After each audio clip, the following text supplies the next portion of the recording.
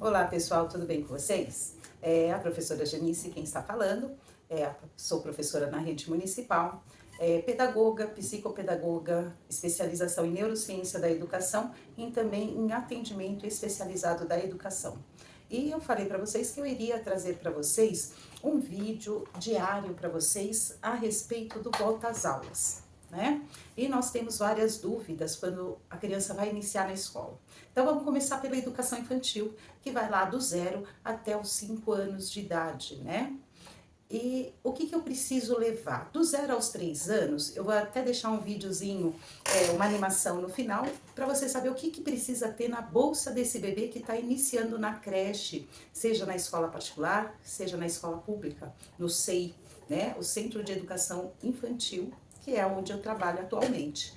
Então vocês vão estar aí tendo uma noção do que vocês precisam ter na bolsa para que o bebê ele passe esse período de 10 horas confortável, para que nas mudanças climáticas ele seja atendido dentro do que a mãe enviou para a escola e principalmente para que não falte nada, principalmente a comunicação entre professores e os pais, né, os responsáveis pelo bebê. Por quê? Porque o bebê, ele, no começo, no início, ele não fala, ele começa a falar a partir entre 1 ano e meio, 2, começa a ter as suas primeiras palavras montadas, mas não consegue explicar tudo. E a agenda é esse meio, né, esse meio viável de estar sabendo o que acontece com o bebê, com a criança, até nesse período de 10 horas que ele fica num centro de educação infantil.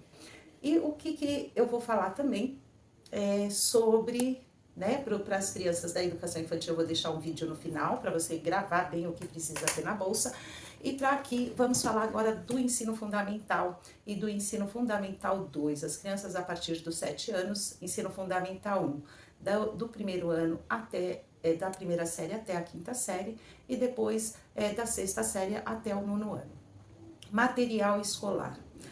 Prefeitura de São Paulo, para o ensino fundamental, eles enviam o material. Então vocês acabam não precisando, tendo essa preocupação do que comprar.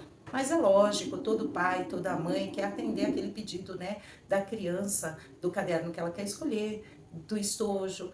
E lógico que se for possível e você puder estiver, né, conseguir atender ao desejo da criança, tudo bem.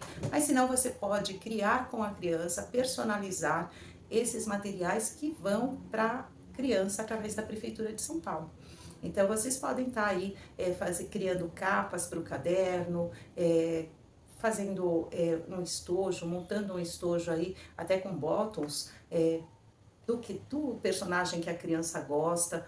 Então pense bem se realmente você necessita ter esse gasto. Em relação aos colégios particulares, a lista do colégio particular normalmente é muito grande. E o que mais se tem no mês de janeiro são os pais correndo desesperado para as lojas, que aproveitam esse período para aumentar o preço do material escolar, para estar deixando tudo organizado para a criança iniciar as aulas. O que é o mais necessário no início das aulas? Caderno, lápis, borracha, a régua, né? Por quê? Porque nós vamos trabalhar com as crianças aos poucos, principalmente na primeira série, que eles vão estar sendo alfabetizados, né? Então, se trabalha aos poucos. Então, quando você pega essa lista de material, você também pode pensar assim, eu vou ir comprando, né? Conforme a necessidade. Eu vou comprar, primeiramente, o material essencial, que é lápis, caderno, borracha, e conforme a professora for solicitando material, eu vou enviando, porque daí você acaba fazendo uma economia que você vai comprar em outros meses que não seja esse mês principal de volta às aulas, né? Os nossos adolescentes, a mesma coisa, de colégio particular, caderno, lápis, as canetas, essas coisas mais essenciais, se puder, como hoje nós precisamos ter uma consciência de uso de material e também do nosso espaço de moradia, né? Eu vi aí que apostilas entre sistema etapa, ângulo, positivo, elas variaram de 2 até 4 mil reais. E no final do ano a gente acaba tendo que colocar todo esse material, se não tiver como reciclar, acaba tendo que jogar no lixo, porque também nenhum desses sistemas apostilados, eles nos indicam o que fazer com essas apostilas, e acaba não tendo como guardar tudo da criança, todo o material da criança durante todos os anos que ela está na escola. Por quê? Nós não temos hoje, principalmente em São Paulo, tanto espaço de moradia.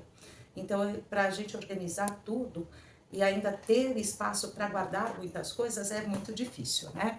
Então, por isso que eu indico, como vocês já têm esse gasto inicial, que é o da apostila, para vocês realmente comprarem o restante do material conforme for sendo pedido, sendo solicitado, ou mês a mês, né? Esse mês de janeiro eu compro o que é necessário, porque logo já vem carnaval, então a aula em relação, tem o período de adaptação das crianças e jovens, então em relação a pegar matéria mesmo, vai ser após o carnaval. Então, a partir do mês de março, tudo começa a ficar mais barato, tudo começa a ficar mais viável e você vai comprando o restante do material para guardar em casa, tá? Ontem a Juliana me perguntou aqui o que era ela deixou um comentário no TikTok, o que é o material dourado. E eu costumo dizer que o material dourado é a matemática que a gente consegue pegar, né? Então, eu tenho aqui o sistema de centena, tenho o sistema de dezena e tenho o sistema de unidade, tá vendo?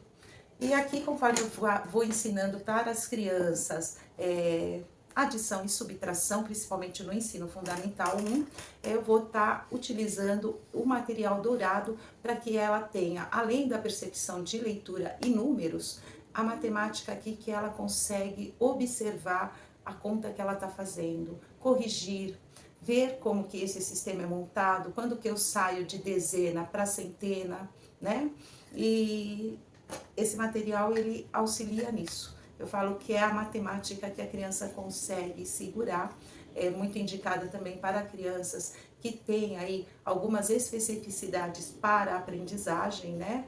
Então, esse material, ele ajuda bastante. Então, esse aqui é um material dourado, que é um dos, né?